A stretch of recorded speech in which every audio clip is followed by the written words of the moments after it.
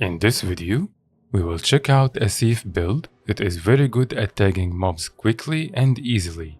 This can be very useful in events like Drizzlewood Coast and the lab farm during Halloween, where you just run around with your Zerg tagging mobs as quick as you can.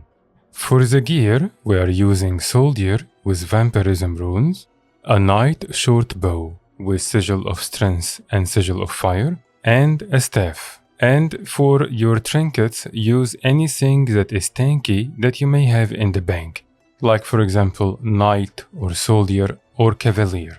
And if you did not have any, you can just buy some sheep from the trading post. If you don't know how to buy that gear for a cheap price from the trading post, I will leave a video on the screen now and you can check it out. If you found that the armor is a little bit more expensive for you, you can use the rare version of it, since all you really need is some extra sustain and to just tag mobs as you go. As usual, I will not explain all the traits in details. Instead, I will just explain the important ones for our build. Just keep in mind that this build is mainly for farming in the lab and Drizzlewood Coast and similar events. It will not work very well in other open world content. First, we have Daredevil. Our adapt trait will give us extra vitality based on our power, and we will also take decreased damage from foes that are within 600 radius. This will be especially useful in fights against tough champions.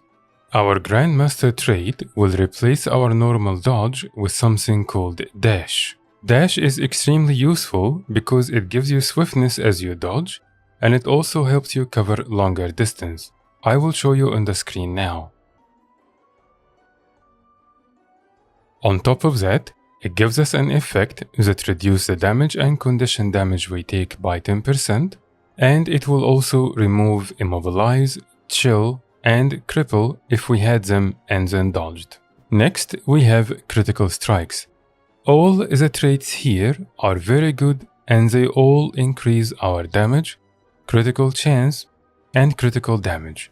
So instead of going over them one by one, you can just check them out yourself, and as I said, all of them will increase our damage.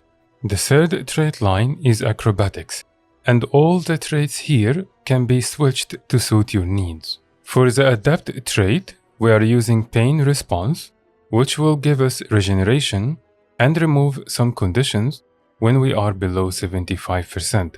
But if you notice that you don't have a problem with conditions, you can use the one above, Instant Reflex. This will make you evade when you are below 50%.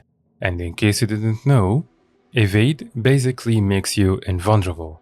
For the Master trait, we are using Hard to Catch, which will break our stun when we are CC'd, and it will give us all our endurance back.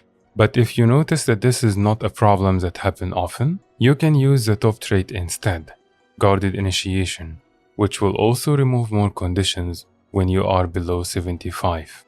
For the Grandmaster trait, we are using the bottom one, Don't Stop. This is going to decrease the condition duration of Immobilized, Cripple, and Shield by 80% when we have Swiftness, which will pretty much be all the time. And it will also remove one of those conditions anytime we apply Swiftness. But if you noticed that you don't have a problem with those conditions, you can choose the top one instead, which will heal you anytime you use a skill that requires initiative. The most important part about our build will be our utility skills. We will be using two Venom skills, the Spider Venom and the Scale Venom. This will apply an effect on you and allies in a radius around you. And for every attack you will do, you will apply those conditions. This will help significantly with your tagging, because if you manage to hit an enemy even just one time, and someone else you applied Venoms to did the same thing, it will count as a tag for you. So it will help you get more bags. For our elite, we are using Dagger Storm, which will make you spin and throw daggers everywhere, and this is perfect for tagging mobs that are around you. The third skill can be anything you want, but I'm using Prepare Pitfall, which will drop a mark on the ground, and you can trigger after a few seconds, and it will keep pulsing damage on the enemies.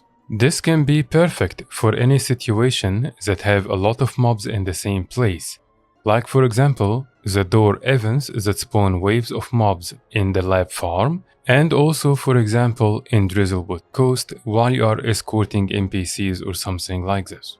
But as I said, this can be whatever you want, so you can have a more defensive option like Bandit Defense for example. You can have some extra stills from Shadow Refugee, or you can have one of the signets. Now that we understand how the build works, let's see how can we use it. You always want to be on your Shortbow, and basically spam your skill number 1 non-stop.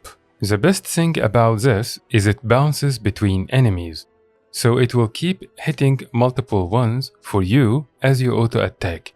And you have skill number 4, which will drop a poison field on the ground that will keep applying poison every second. Skill number 5 will help you teleport if you need to catch up with your Zerg. As for your Venoms, you don't want to use both at the same time, and you don't want to use them anytime.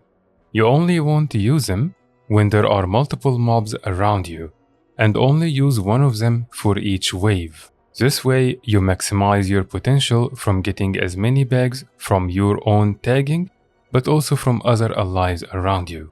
Prepare Pitfall, if you will be using that skill, should only be used when the mobs are stationary and not moving, and your elite skill Dagger Storm will be very good for tagging mobs that are around you, whether they are moving or not, because you can also move while casting it. Staff should only be really used against champions. You should not use it for tagging. Volt will be your main skill because it will do a lot of damage, but it will also evade, which will make you invulnerable as you do damage.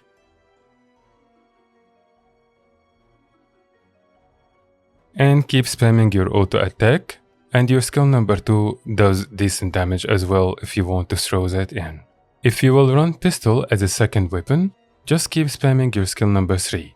This will do a lot of damage and it will also give you some might in combat. And your skill number 4 can be very good to help break bar.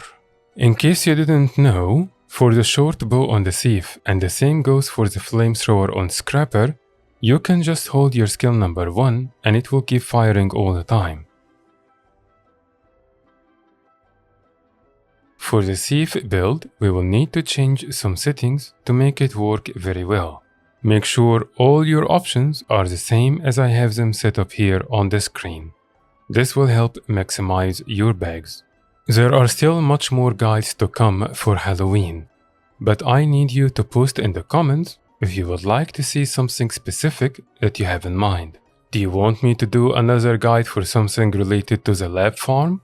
Or shall I move on to other content, like for example, the Ascent to Madness dungeon? So just post in the comments what do you want, and don't forget to subscribe and enable the notifications to know when the next guides will be posted. Thank you very much for watching.